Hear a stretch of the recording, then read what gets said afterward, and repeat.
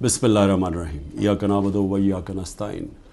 मेरे पाकिस्तानियों, जब तक ये पैगाम आप तक पहुँचेगा, मुझे ये अरेस्ट कर चुके होंगे और मैं जेल में हूँगा, तो मेरी आपसे सिर्फ एक ही रिक्वेस्ट है, अपील है कि आपने घरों में चुप करके नहीं बैठना। मैं ये जो जदोजहद कर रहा हूँ, ये अपनी ज़ात के लिए नहीं कर रहा, ये अपनी कौम के लिए कर रहा हूँ, आपके लिए कर रहा हूँ, आपके बच्चों के मुस्तकबिल के लिए कर रहा हूँ। अगर आप अपने हकूक़ के लिए नहीं खड़े होंगे, आप ग़ुलामों की ज़िंदगी गुजारेंगे, और ग़ुलामों की कोई ज़िंदगी नहीं होती।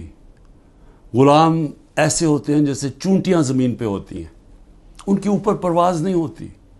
और ये बड़ी ख्वाब का नाम था पाकिस्तान, नारा था ला इलाहा इल्लल्लाह। पाकिस्तान का मतलब क्या कि हम कोई इंसान के सामने नहीं झुकते। ला इलाहा इल्लल्लाह इंसान की ग़ुलामी से हमें आज़ाद करता है। और हमारे नबी सल्लल्लाहु अलैहि वसल्लम ने अपनी मदीना की रियासत में सबसे पहले इंसानों को आज़ाद किया था अदल और इंसाफ दे के। ये है जंग इंसाफ की, आपके हकूक़ की, आपकी आज़ादी की। और कभी भी याद रखें, कोई आज़ादी प्लेट में रख के नहीं देता। जिस तरह मैं कहता हूँ, जंजीरें गिरती नहीं हैं, तोड़नी पड़ती हैं। पुरअमन एहतजाज आपने करते रहना है जब तक कि आपको आपका हक नहीं मिलता।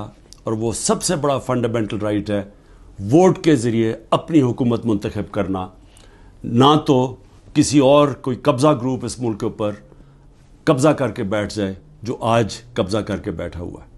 शुक्रिया।